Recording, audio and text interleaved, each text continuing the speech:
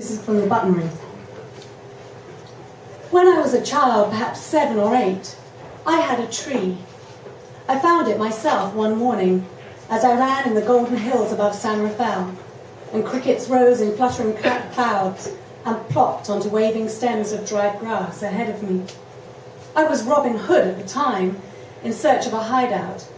I had my sword round my waist, tucked into my father's belt, and a hat made of newspaper, which wasn't green and didn't stay on, but I cared not a jot. I was being sorely chased and be separated from my men and flushed out into the open by the sheriff's archers. I was scurrying up the hill with the thundering of hoofs behind me, though it could have been the hammering of the new stores being framed on 4th Street, when my hat blew off and drifted across the ridge. I could have let it fly, but I wasn't for giving up on it quite yet. Robin had to have a hat, and I fancied it made me look more of a boy, which was what I wanted, even if there was no one around to see. Besides, in the back of my mind, I knew I could sail it as a boat later on in the creek. So I chased after the hat, and it was only after I grabbed it, and in doing so admired the half-folded engraving of the terrible and bloody shooting on the wharf in San Francisco, that I saw the cluster of California oaks. I must have passed them 100 times, but I'd never been so exposed in my games, alone with my hat off, my short hair flying in the warm breeze, and the rip in my overalls flapping across the graze I'd got from climbing rocks with my best friend, Charlie Dyer, the day before. The invisible sheriff's men spied me on the ridge. I fired 3 defiant arrows into their midst, felled 6 of them, 2 to each arrow, escaped into the thicket, and hitched up the nearest tree. It was low and twisted with little knobbles of old branches in its bark, where it could have grown one way, but hadn't.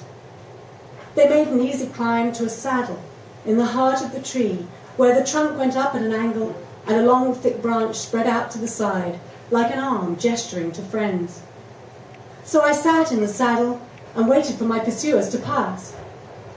Then I sat astride the saddle a while and ended up crusading like Ivanhoe. And then I just sat there, feeling the bark scratch against my crotch, catching the seam of my overalls in a way that made me feel sick in my hips, but soft and tingly too. And though it made me feel all queer, I tightened my muscles again and again until I could feel little shivers running up from my privates to my guts.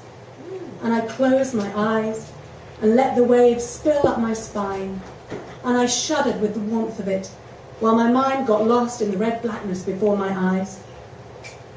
I did not know what I was doing then, you understand. I knew only that it was strange, and it was good, and somehow it went to the heart of me. When I finished, I opened my eyes, surprised to find myself still in the tree, in the little thicket of trees, and to find that I couldn't play Robin Hood anymore that day, through some sadness that I could not name. So I looked at the oak apples and wandered through the rocks, which were grey and spotted with lacy lichen, and I felt the ages living there.